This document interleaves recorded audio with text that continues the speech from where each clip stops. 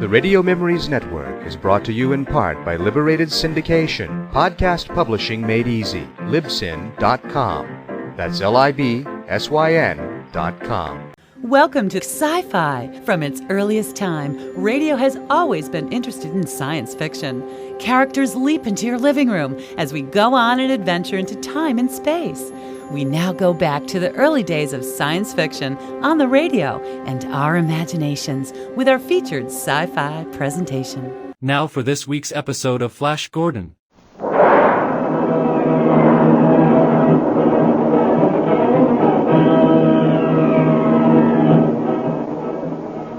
Presenting the adventures of Flash Gordon and Jungle Jim.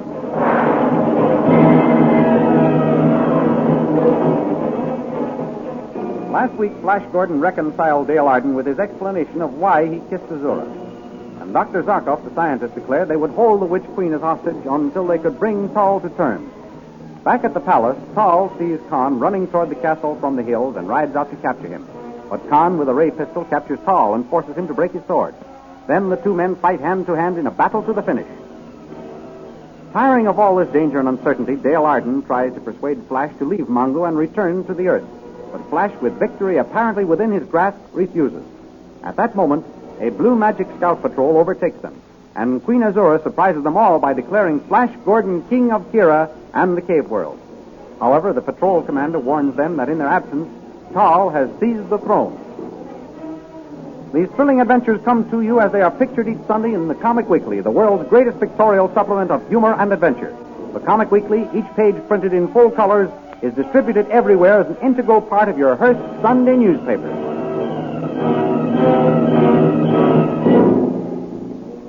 Now we continue the story. So Tal has seized the throne, has he?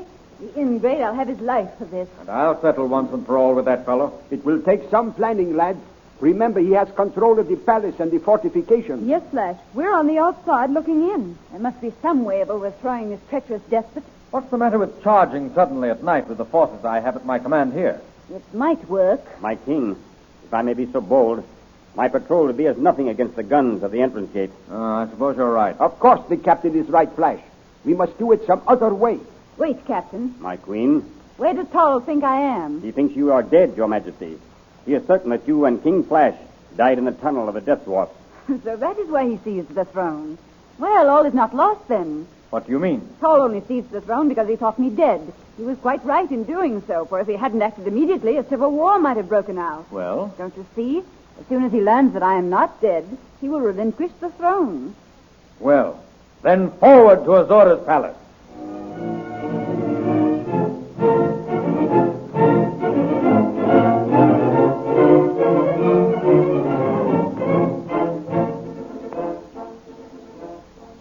Meanwhile, back on the plains before the palace walls, Tal and Khan fight hand-to-hand for supremacy. Not a word do they speak as they exchange blows. Only their labored breathing and a grunt from one or the other is heard as a punch finds its way to a vital spot. Suddenly, Tal breaks through the tiring Khan's guard. Khan falls backward. Tal straightens up, wiping the sweat and blood from his brow as a squad of soldiers ride up. At last I put you out of the way. General, your majesty, are you all right? Yes, this fellow and Flash Gordon are dead. We shan't have any worries from them. Yes, that's right, your majesty. How did this Khan get the pistol with which he held me up? One of the sentries on the top tower said he saw another figure with the ex-prisoner going towards the hills a while ago, your majesty. Then that explains it. Khan was rescued by his friend, that earth wizard, Zarkov. But we haven't seen any sign of Zarkov, your majesty. Oh, he must have gotten by you somehow, fool. But he couldn't have, your majesty. Oh, we'll see about that. Come back to the palace. Squad forward. Gallop.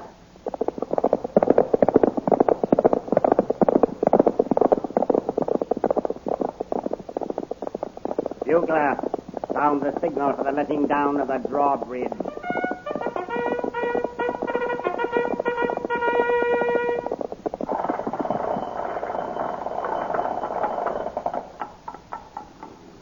Squad, patrol this gateway. I shall go in the palace.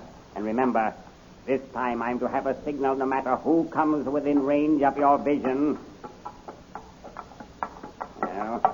Well, guard. What happened to you? Your Majesty, it wasn't my fault. What wasn't your fault? The girl. What girl? Dale Arden. Ah. Rode up to the gate and asked to be taken to Flash Gordon. I started to lead her to the captain of the guards. Yes, yes. When my rifle was snatched from my hand and I was attacked. The girl. So that's how Khan got free, eh? No, Your Majesty. Well? I heard that Earth scientist's voice, although I couldn't see him. That Earth wizard. Some more of his magic. He was invisible like Flash Gordon. Yes, Your Majesty. When I came to, I was stuffed into a closet and all bound and gagged. Yes. My comrades just found me. Good. I'm glad you were saved in time. Thank you, Your Majesty. So Zarkov and Dale Arden are still alive, eh? Men, scour the lane for them. Bring in their heads.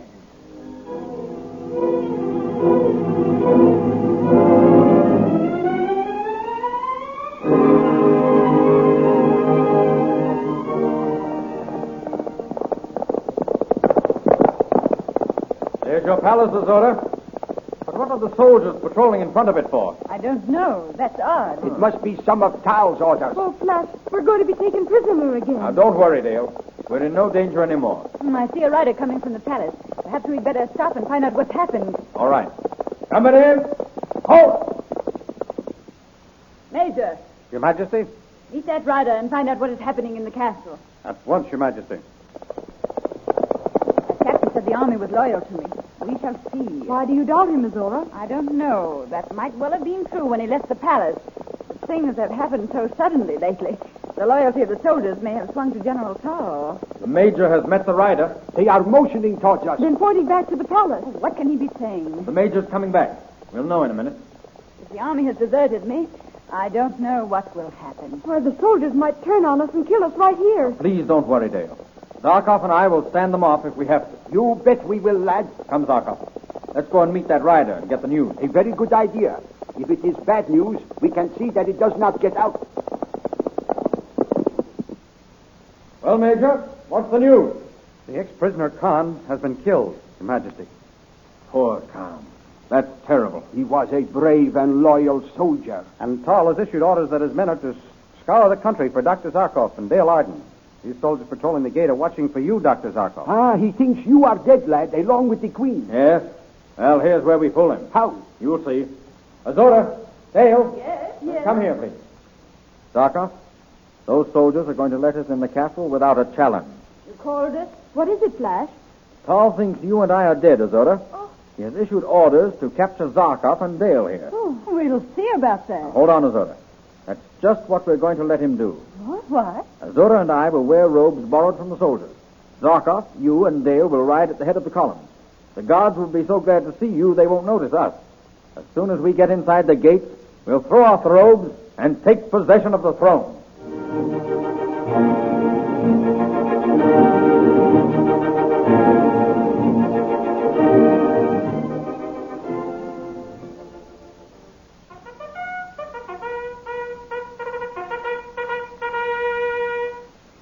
What is that, guard? The sentry gate, Your Majesty. Zarkov and Dale Arden have been sighted approaching at the head of a company of scouts. They have been captured? Good, excellent. See if they are brought here directly. Gentlemen, rejoice! The Queen lives! What's that you say, Major? The Queen lives, saved by Flash Gordon. She's coming here directly. She can't be alive. She can't be. I am king. I'll kill her. Quiet, fool. You speak treason. Treason, is it? If this be treason, I'll make the most of it. You'll take this. Death to the traitor. Long live Queen Azora. What has happened here? Look, Tar lying on the floor. He must be dead. Is Tall dead? Forgive me, O Queen, but he wanted to kill you. So I shot him down. Oh, there is nothing to forgive, Major. You did your duty, and you shall be rewarded. And now, soldiers, salute your king, Flash Gordon.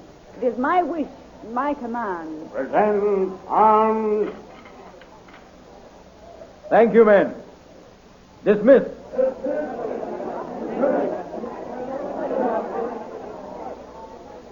Azora, I have great plans for your kingdom. I'm sure you have, Flash. The very first thing we must do is construct a spaceship of some kind and take a good look at the kingdom as a whole. It would take much too long by horseback. A splendid idea, Flash, but there's no one in my kingdom who knows anything about ships of the air. Never mind, Azora. Zarkov here knows everything about everything. Well, not everything. So tomorrow we'll start building the spaceship. And in the meantime, Dale, Yes, Flash. you and I are going to take a walk. Come along. Well, I see that is... Flash, Yes, Dale? tell me something. Did you like that kiss Azora gave you? Yes, Dale, I did. Oh. I liked it because it meant her friendship. It meant that this bloody business was at an end, that I had won my kingdom and the right to marry you. I love you, Dale. And I love you, Flash, more than life itself. Dale, darling, come here. And before you ask, let me tell you that I like that kiss better than Azoras, and I don't think you need to ask why.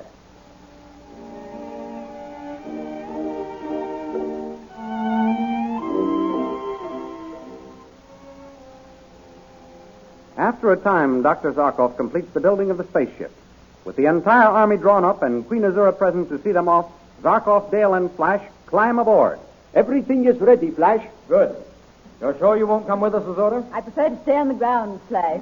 But I hope you have a nice trip and get a good survey of our kingdom. I'll do my best. Well, goodbye for a while, Azora. Goodbye. Come, Dale. Stand back, everyone. Here we go. Bye. Goodbye, goodbye, goodbye.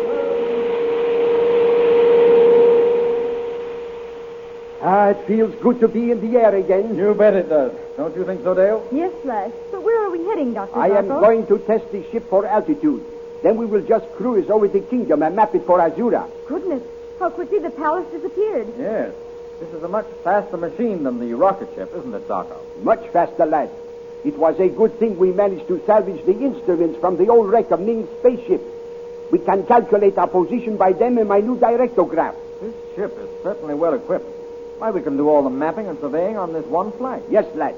It will certainly save time and energy. What is the reading on that dial? 500. What does that mean? Flash, we are going 500 miles per hour. No. No one has ever attained that speed in the air before. Why, it doesn't seem as though we're moving at all. Well, that's because we haven't any stationary objects to indicate our speed, Dale. Watching trees and poles fly past would make you more conscious of the rate we're traveling. Flash, what was that? Huh? We seem to be falling. So we are. Zarkov, do something. Yes, yes. Why, the controls refuse to work. And look at the dial. The speed is increasing. 650, 700, 750, 900, 1,000. We're falling at 1,000 miles an hour. Oh, Flash. Don't be frightened, Dale, darling. I'm with you. Oh, but we'll be killed. Well, let's hope not, Dale. Can't you do something, Zarkov? Yes, I'm trying. Let me look at the directograph. Oh, Flash, this is awful. Never mind, dear, never mind. Be brave. Well, Zarkov, where will we land? Just a minute. I want to be sure. Sure? Sure of what, Dr. Zarkov? We have, Flash, Dale. We have left the gravitational influence of the planet Mongo. Oh, what will become of us? Where are we heading? We are now being drawn towards the Earth. The Earth? Yes, But whereabouts on the Earth, Zarkov? I don't know.